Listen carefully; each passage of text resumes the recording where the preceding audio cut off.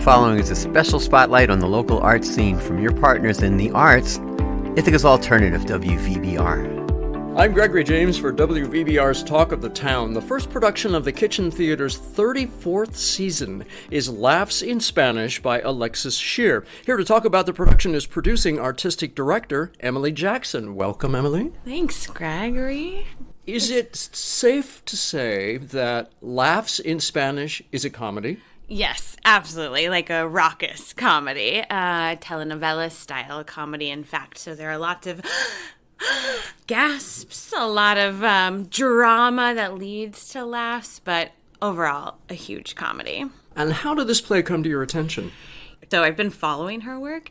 I read this play, like I'd kind of been hearing about it, and then I read it, and I was like, this is the perfect play. Just literally laughing immediately from start to finish. One of the threads of the play is about the intersection of ambition and family. It's actually one of the main reasons I was interested in the play. And I think one of the pieces of, even though it's so fun and so lighthearted, that it's like really an important conversation. I think the theme about motherhood and wanting to share with your children, your daughter, that there's more to life, or there's more that you might bring to, your relationship than just being a mom, is something that I relate to very personally. I have an almost 3-year-old daughter, and so as I've taken this job at Kitchen Theater Company, it's sort of like circling around this theme of ambition, career, and family. And I think in the play, we see Estela and Mari sort of discover that this conflict has been a problem in their lives, and it sort of comes to head in the play. And then they come together in kind of a unique theatrical way. So seeing this relationship really live through something that's really challenging, a question about like whether or not I should give up my career to have a family or vice versa. It's like a complex one. It's not just Estela and Mari, too, who are dealing with this, but the character of Caro, who is sort of working through feelings about becoming a mother and what that means for her career. So we kind of see it in different levels, in different ways. And when I spoke with Alexis, actually, about the play, she said, people always think like, oh, did you have a terrible relationship with your mother? Like, you're always writing these sort of like complex mother-daughter relationships. And she said, no, I'm working out for myself what it will mean for me as a person who's interested in career and theater to be a mother at some point in her life. You mentioned a couple of the characters in the play. There are 5 characters in the play? It's the biggest play this season. 5. So what was the casting process like for this play? It's 4 women and 1 man, right? 4 women, 1 man. So something I was thinking about also when I was picking the season was like, who do we know as a Kitchen Theater Company audience that we would love to see again, both on stage and also around the production? So I immediately thought of Montana Lambert Hoover to play Jenny. She was on stage most recently in the Turnaway play, but has been on stage with us before at Hand to God. And I sort of like read this play and immediately thought of her. So that was sort of an easy outreach. For Caro, when I read the play, I also thought of Alexandra Lemus. She and I have been following each other on social media, and so we have stayed in touch, and she has become a mother in the very recent past. It was sort of also felt like a very natural fit, both in terms of like the character and wanting to bring people back.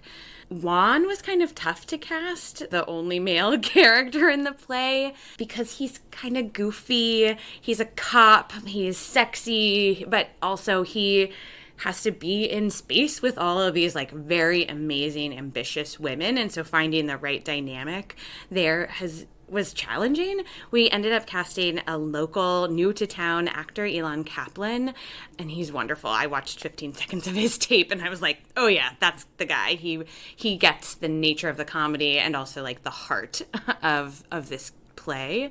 And then for Mari and Estela, that's the daughter and mother characters.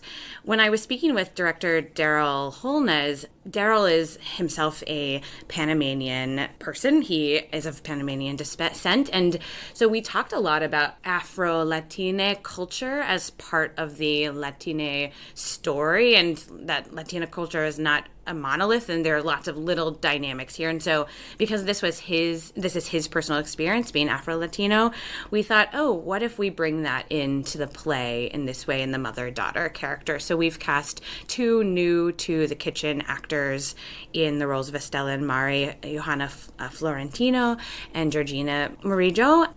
We don't have to talk about it too much, that they have this other life perspective that they're bringing to the play, but it's on stage in a way that makes the dynamic of race and class in this very lighthearted, funny comedy sort of setting just another piece of this puzzle of who embodies space, who is art made for and by, what does success mean for any given person. It's like just adds another layer that we're not talking about too much, but it is a piece of this puzzle, which is really nice.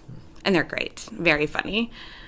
I'm going to say it a lot. They're very funny. So in her notes on the play, in the published version of the play, Alexis Scheer talks about code switching. Yeah. How is that expressed in the play?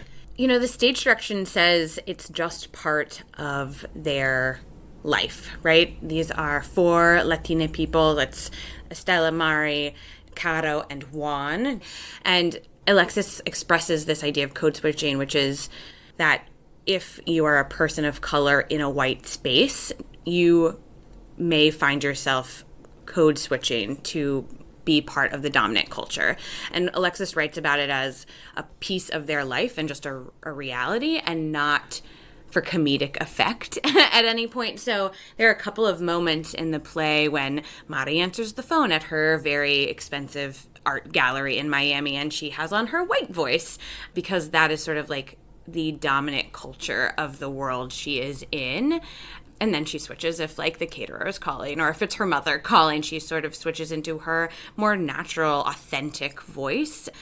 I think it is kind of funny across the play in some moments, and some moments it's really their lived experience. And I think that's something for me as a white person I've not really had the experience of, certainly in this idea of dominant culture, but also in other ways. So I think we all might recognize it in different ways, but for people of color, I think it is very much a part of their lived experience and one to unpack and question. Alexis Scheer says, again in her notes, that the characters should be a moment away from dancing.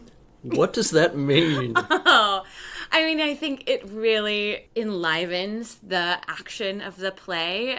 I think it's related to the telenovela style, that they're moving and lively and that something is going to happen, and it might be dramatic, but it's going to be fun and it's going to have energy behind it.